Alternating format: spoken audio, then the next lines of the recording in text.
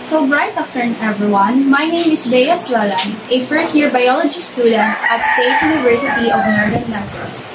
So in this video is all about translating Hiligaynon phrases into Nihongo language in Japan, together with the help of my mother's friend. So before we start, she will introduce herself first. Watashi wa Irene Baton desu. Leonid Giselle desu. Okay, so let's start the translating. Now, I have here 25 commonly used phrases in Hiligaynon that she will translate into Nihongo language. So, number 1 is, Kamusta ka? How are you? Uginki desu ka? So, the number 2 is, Salamat gid. Thank you very much. Domo arigatou gozaimasu. Number 3 is, Gusto ko ini. I like this. Kore ga tsuki desu. Number 4 is, Ano ngalan mo? What's your name?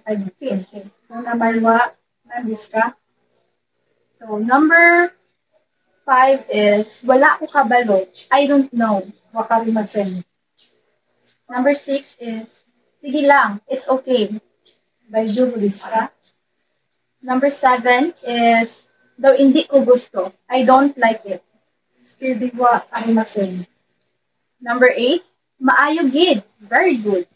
Totemo yoi desu. Number 9, Diin ka na. Where are you now? Ima doko desu ka? Number 10, Ano balita? What's new? Nani ka news wa arimasu ka? Number 11 is, Basi may ara ka idea or maybe you have an idea. Nani ka kangai ga aro kamoshimasen. So, number 12 is, Wala problema. No problem. Mundai arimasen. Number 13, Ano ang ginapanomdom mo? What are you thinking? Nani o kangai te imasu ka?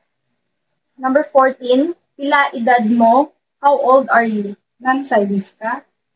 So, number 15 is, Lakat na ta. Let's go. Ikimashou.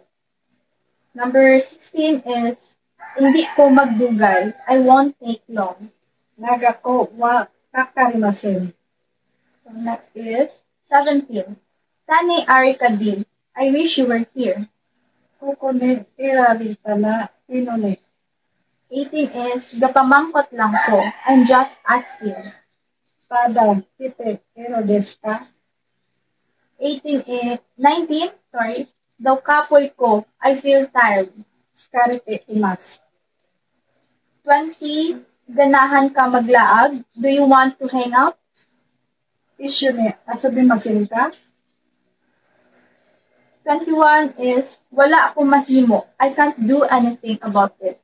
Nani mo dikimasen.